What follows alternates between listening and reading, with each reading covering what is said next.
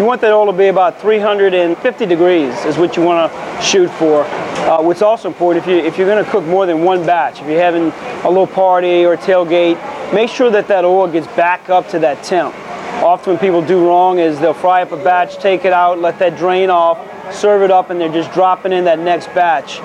So the oil's not at that temp that it needs. All right, well, first off, we're going to start off with some fresh Louisiana catfish. Pretty important for us, and that's all we use here at Tony's. We're also using our Louisiana fish fry, seasoned fish fry. This is the crispier one. It's got a nice seasoning, and we're going to try some of that. I'm using a wet batter too. That helps a little more of that fish fry stick to the fish. If you like a light coating, you can just do wet fish in the batter and it'll come out fine. We like a little more crunch on it, so we're going to use a wet batter so we get a little more of that cornmeal to adhere to the fish.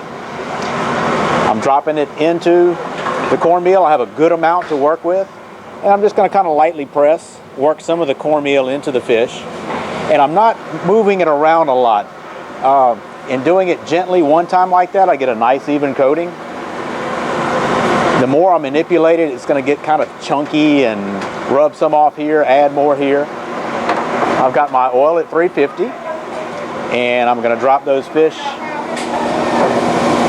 into the oil there. Now I could have put more fish in there. What you want to avoid is putting too much fish in the oil at one time, because what happens then, you're going to bring the temperature of your oil down and your fish won't come out nice and crispy. They'll be kind of soggy. So I've got a timer here. I'm going to cook these for about 6 minutes. And what I'm looking for is a nice color on them. Also, I'm waiting for the fish to float. Just a basic rule of thumb with any kind of frying. When it floats, it's done. So, but we also want to make sure that that coating is cooked all the way. So the fish will be done probably before the coating, but I want that nice crispy crunch on it. So I'm going to let it go about 6 minutes. All right, well, we've got fish.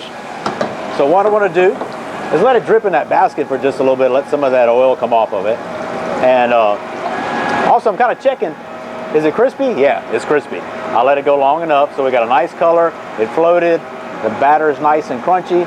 So these are ready. We can eat those on a plate and get them eaten.